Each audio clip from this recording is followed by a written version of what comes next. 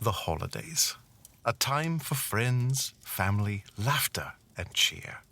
A time for celebration and gathering. A time of giving and loving one another. The holidays bring people of all sorts together, and sometimes strange and mysterious things happen.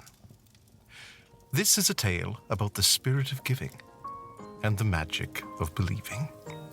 So gather around, pour yourself a cup of hot cocoa, and listen as I tell you a story of a small village in a faraway place and the legend of the Windsong Gift.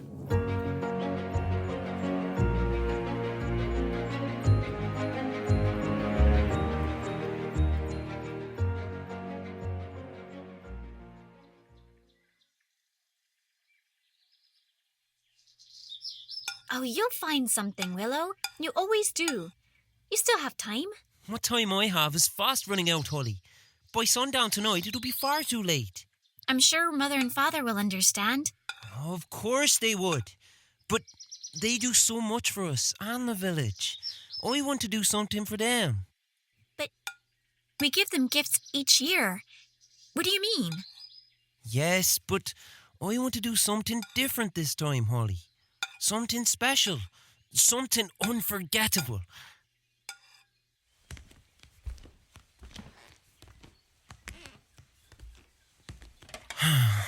I just don't know what. My brain feels harder than Mulligan's anvil in the smithy. Well, what if you simply craft something yourself? No. I've done that 1,000 times before. It needs to be something truly memorable this time, sister. A gift that will be cherished for years to come. Maybe some fresh air will do the trick. And maybe a fresh brew, too. Come on, let's go to the Woodman's. Willow, you know Father says I'm not allowed. He says you're not allowed to go alone, remember? Don't worry, I'll be there to keep you safe. Perhaps a change of scenery might help me with some inspiration. All right, if you say so. All right then, well, come along. No sense in wasting time.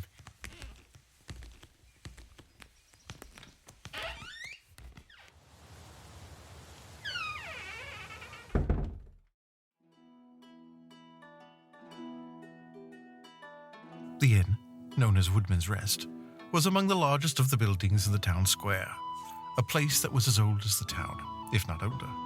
It was an no-frill sturdy building of wood and stone, a place for good company and a stout drink. On this day, it is filled with customers eagerly awaiting the event of the season, the Windsong Festival. It seems this year is going to be something quite special indeed.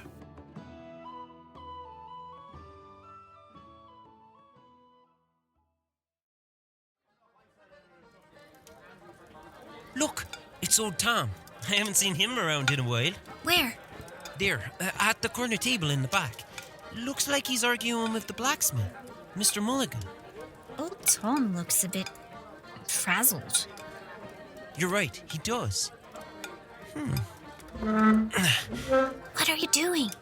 Just going to get a little closer to hear what they're saying.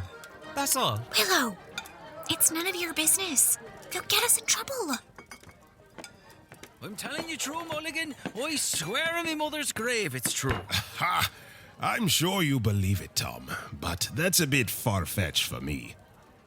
Well, it wouldn't be strange or unknown if it were not seeming a bit far-fetched, now would it? I'll grant you that, but you say you actually saw it. As sure as my old eyes are seeing your dirty mug, you young scrap.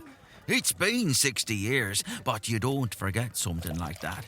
The whole air in the place was filled with what could be. Raw, untapped possibility there was. I tell you, the creature was unlike anything I've ever seen before or since. Creature? What do you mean, old Tom? What kind of creature? Don't you pay him no mind, young'uns. Just one of Tom's old stories like he's always telling. I tell you true, Mulligan. You might be too blockheaded to understand, but perhaps these two won't be. Sit here, Willow. You too, Holly. I'll tell you the tale, just as it happened. You see, when I was younger, Not much older than you are, Willow. The snow had come in deep that year, and the Windsong Festival was fast approaching. I was something of an explorer in those times, and that day I had ranged far from home. Where were you, Tom? Well, I had always had an interest in the different plants and flowers of the woods, so I had gone foraging that day in the Tanglewood. The Tanglewood? Alone? No one in their right mind goes in there. Brave old Tom. How did you manage to survive the Tanglewood? Oh, sweet Holly. Why, by using my brilliant navigation skills, of course. And the paths, those are always helpful too.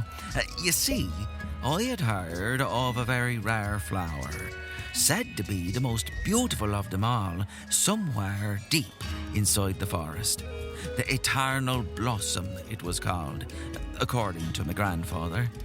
My gran was very sick, and it was said that the flower, when prepared properly, held great healing properties, could cure any sickness right out of you. So he says. You be gone, young Mulligan. If you're just gonna be a stick in the mud, go get yourself an ale on me and kindly scram. Sure. Whatever you say, Tom.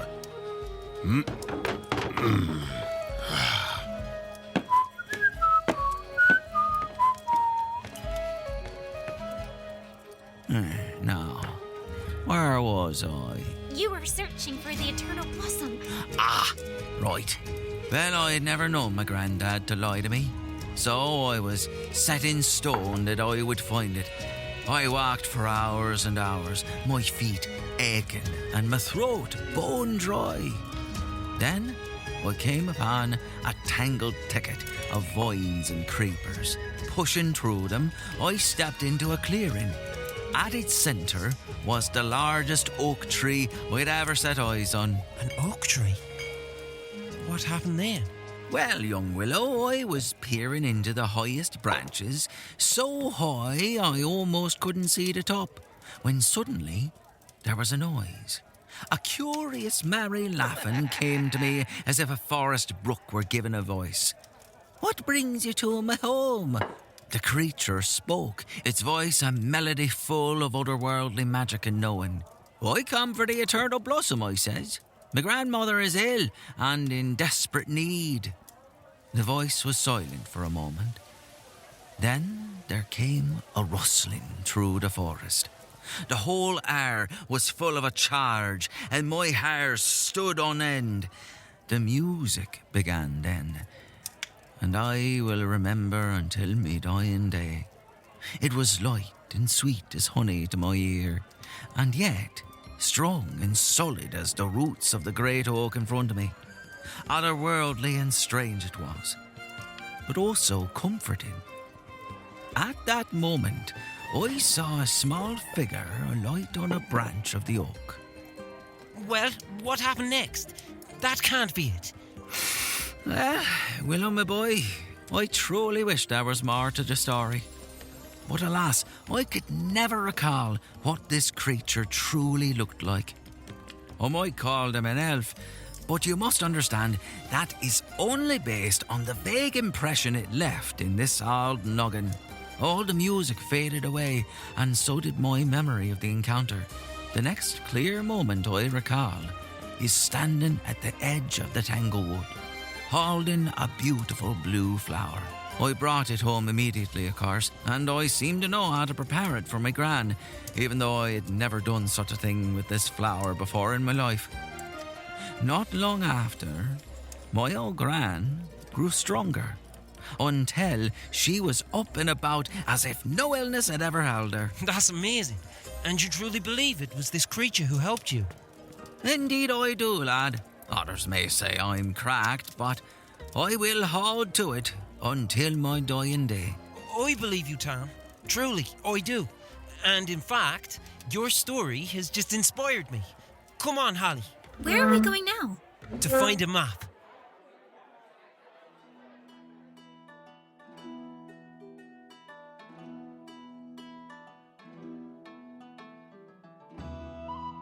The village was buzzing like a hive of bees with excitement as Willow and Holly left Woodman's Rest.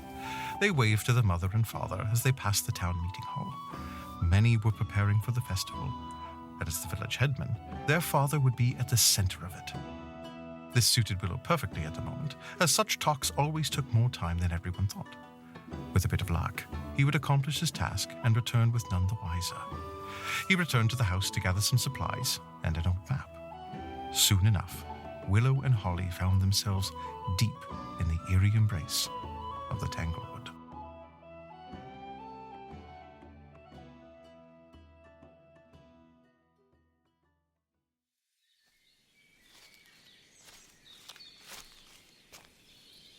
It has to be around here somewhere. How can you be so sure old Tom was being truthful? He tells tales like that all the time and nobody ever pays him any mind. I can't really explain it. There was just something in the way he spoke. I believe him, against my better judgment. If you weren't so sure, you could have stayed home, you know. And let you go tramping through the Tanglewood all by yourself. No way! Someone has to be here to make sure you don't die a horrible death. You do know that's supposed to be my line, right? I'm the older brother. I'm supposed to be the one protecting you, not the other way around. We both know you'd be too chicken to come in here alone. I'm going to pretend I didn't hear that. Come on, we've got to find that oak tree. How? If we go by what Tom said, which might not be terribly reliable in any way, he simply stumbled across the place. If we don't find anything soon, we'll turn back, okay? I might be a bit reckless sometimes, but I'm not so foolhardy to stay out here after dark. Did my brother just admit that he's an idiot? I said reckless, not stupid. You know, Mother and Father will skin us alive when we get back. Not if we make it back home before they do tonight. Which is why we need to get a move on. Our two young adventurers continued to trek through the forest, moving deeper and deeper towards its heart. The sun continued its inexorable journey toward the horizon. The siblings pushed on until they came up against a seemingly impassable obstacle.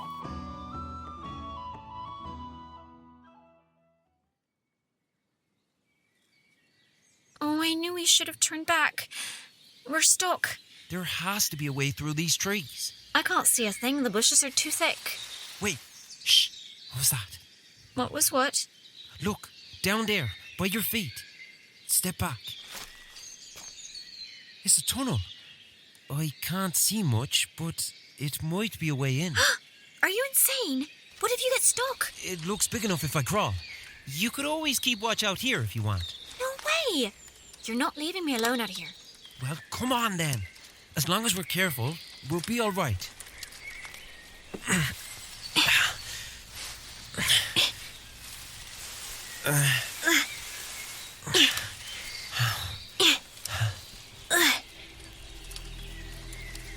I don't think this counts as being careful.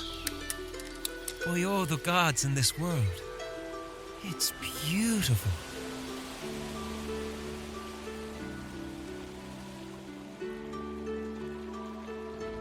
Rising up before the two siblings was a great oak tree, its spreading branches casting deep shadows over the clearing around them. Its bark was startling white, shot through with veins of green and gold. At its foot ran a stream of sparkling blue waters. It seemed as if the whole place was infused with some strange energy. A place not built artistically, but grown naturally into an oasis of tranquility and yet great power. As the two stared in awe, a voice came to them. Oh, who comes to the great oak on the eve of festival day? Who comes to my haven to ask a boon of one such as I? Who's there? Who are you? Ah, answering a question with the question, I see. Oh, bad form, I say, young master. It is only polite to at least introduce yourself when you meet someone new, is it not? Oh, your parents must have taught you this. But you didn't even introduce yourself. That's neither here nor there. My name is Willow. Willow, flow, go, grow, so. Named for the tree of the same, I think. Oh, yes. Yes, I can see that. And who is that charming young maiden at your side? Speak up, girl. Speak up. My name is Holly. Holly. Holly. Golly, molly, folly, and jolly. Well, as you were kind enough to introduce yourselves, I suppose I shall reply in kind. I am the Windsong Elf, or at least that's what people around these parts call me. I suppose it's due to my arrival preceding festival day. Where are you? We can't see you. Truly? Oh, my apologies. I sometimes forget the limitations of human sight. One moment. Well, you asked to see me, and here I am. Now, I must say I was not expecting that kind of reception, but I suppose to each their own.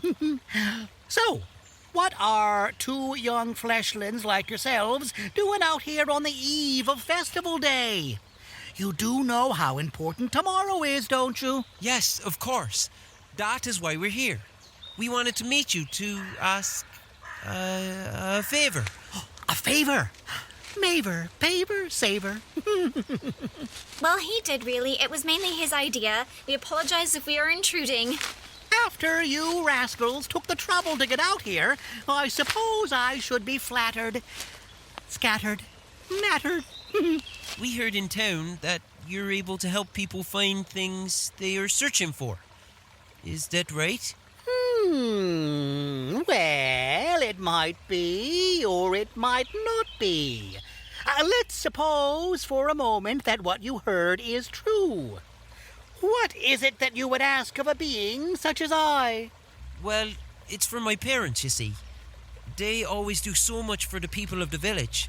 And tomorrow, being the Windsong Festival, I wanted to give them something truly amazing. Ah, I see. You wouldn't happen to have some trinket from them with you, would you? Some bauble, keepsake, treasure? Actually, I think I might, yes. Father gave me this knife for my 10th birthday. He said it was passed down from his father before him. Here's the necklace that Mother gave me. She always told me the charm was meant to bring good luck. Oh, splendid, splendid. Hand them here. Ah, yes, these are excellent. I see that you speak the truth, my boy. Two generous parents, well loved by their children and their village. Perhaps I could turn out something suitable for two such kind souls. Then can you do it? You will do it. I'm sorry, but I don't have any coin. Oh, no, nonsense, lad, nonsense. Now, all I ask is that if I were to grant them this gift, that you place an offering at the Fey Shrine in the town square tomorrow during the festival. Now, there are some in your village that do not believe we're real. And, well, it gets a bit irksome at times. I'm sorry. When we heard the story, I was quick to disbelieve it. I won't forget this day. I promise. Ah, my dear, that is where you're wrong. Now, unfortunately, I can't have too many people trying to find me, so I must exercise a safeguard of mine. We won't remember this, will we? It's just like old Tom said. Oh, you heard the story from Tom Fom Pom, did you? Ah, yes, he was a good soul. I'm glad he's doing well. Well, yes, as far as this encounter with my illustrious self, you will not hold any memory. At least of my appearance and the particulars of how you got here. You see, I only allow people to find me when I want to be found and by the right people. Otherwise, perhaps I would wake one morning to find some greedy wizard or mage come here with the means to trap me or use my gifts for their ends. Oh, no. Perhaps tomorrow at the festival you might see the exact nature of those gifts your beloved parents will receive. You're not going to tell us? What? And spoil the surprise on such an amazing day as tomorrow promises to be? Of course not, you silly children. You will know it all in good time. Now, there is one thing that I must insist upon, and this will conclude our bargain. This is something you must remember to the utmost tomorrow at the festival. What is it? Enjoy yourselves. Eat, drink, and be merry, fairy derry. Oh, so many, it seems, in their elder years, lose the will to truly be young. I charge you both to live in the moment to the fullest tomorrow, and have a day you will never forget. We promise we will. Thank you. Thank you so much. Mr. Oh, I'm sorry. We never got your name. Would be better if I kept that to myself, young master. Certain locals have been referring to me as the Windsong Elf for a very, very long time. And I must say, I've grown rather accustomed to it. Plus, well, it's not entirely inaccurate. It seems we have an accord. Now, be off with you, and make the festival one to remember. But what are you?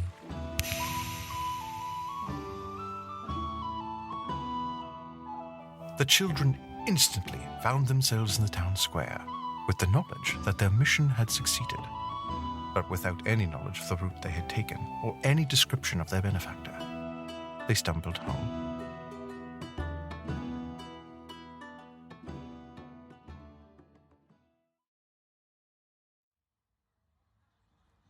The following morning, the Windsong Festival began. A day filled with food, drink, and great merriment, dancing and singing, juggling and tail-spinning. Vendors sold many sweets. Through all the festivities, the children kept looking out for evidence of what gift the creature had given. There seemed to be nothing at all. As the day went on, their father, Rowan, seemed to find coins in the most unexpected places. A silver penny in his drinking mug, a bronze sovereign buried deep in the wood block he split during a contest, even a full gold piece, which nearly broke his tooth as he ate a meat pie. He called out who pulled the prank, or who had lost the coin, but no one claimed them. As for their mother Iris, she had the most delicious food at the festival that year. Many of the townspeople found that aches and pains they had mended themselves uncommonly quickly in the days following. None of them ever drew a connection. For Willow and Holly, they would share knowing looks on occasion, but never divulge what had happened. As the years passed, it became another one of those odd legends around the village. The legend of a family blessed with an uncommonly amazing cook, and a father who always seemed to find coin when it was most needed. Willow and Holly always remembered that festival day, the day when the Windsong had granted them and their family a great gift.